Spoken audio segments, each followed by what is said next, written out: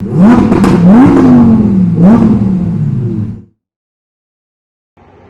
up, guys? Welcome back to Bugatti Basketball. My name is Josh.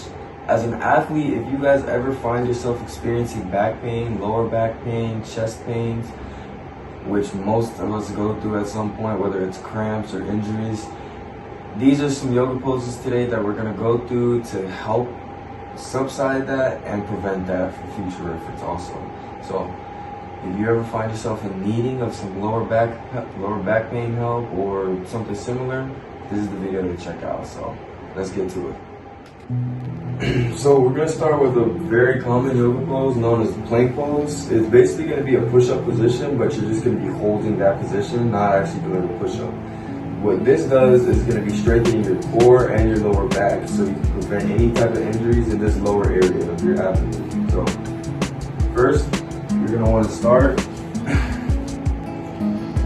in a regular push-up position. You want to make sure your arms, your shoulders are directly over your arms. You don't want to have them lean forward, or you don't want to be leaning back like this. You want to have them straight over at a 90-degree angle, and you want to keep your body posture. You want to keep your body posture the right way. Back straight. You don't want to have your butt too high in the air. You want to have it kind of lower with yourself.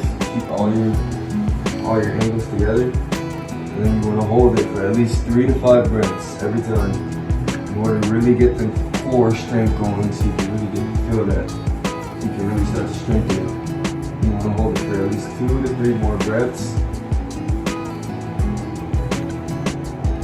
And if you want to modify it, if you can't do this, you can put one leg down and have one leg up, or you can have both legs down if you really can't, if you really don't have the core strength to do it. One leg or both leg, it doesn't matter for a modification. Now the next pose we're going to do is called a core rock. Now as the name suggests, it is for, of course, your core, mainly strengthens your core, but it also does have attributes that help the lower back area also. It's basically a crunch, more like a sit-up, but so the way to start it is, you want to lie down flat on your back, and you want to cross your legs in the air like this, and have both hands under your knees. And you want to keep your feet locked in together, and you don't want to throw yourself up, but you want to use your core and squeeze and rock yourself up like that. And you want to do this at least 10 times. You want to squeeze from the core. Don't throw yourself or extend your legs. Squeeze from your core and up. You do this at least 10 to 15 times a day, you'll develop your core strength, and you'll notice your lower back will be getting stronger also. It helps subside both pain, and it helps alleviate it as well. So a core rock up 10 times, 10 to 15 times, you'll be alright.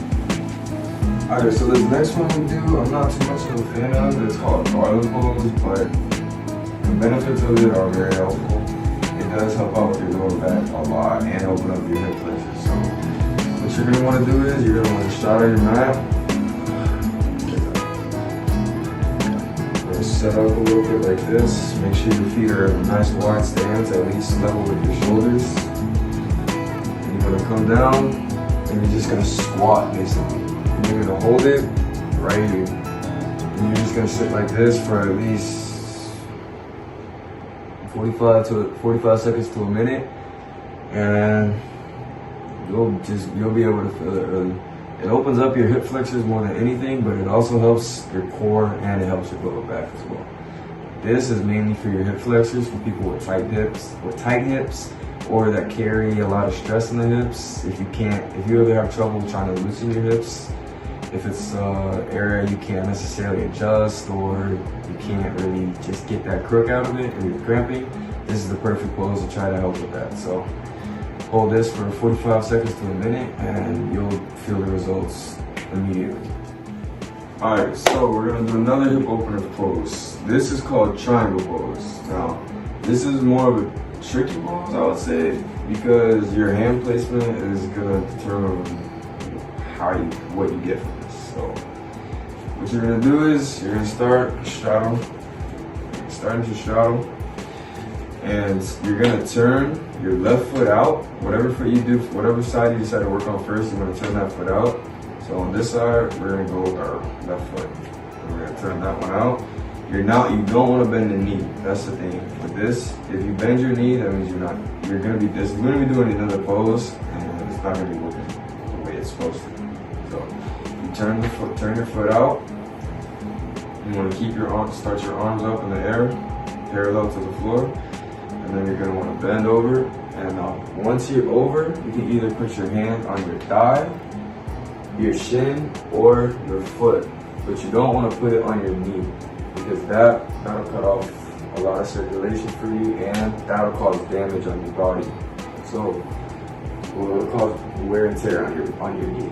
So you want to either put it on your shin or your upper thigh, but never the knee. Shin, upper thigh, foot, if you can reach that far.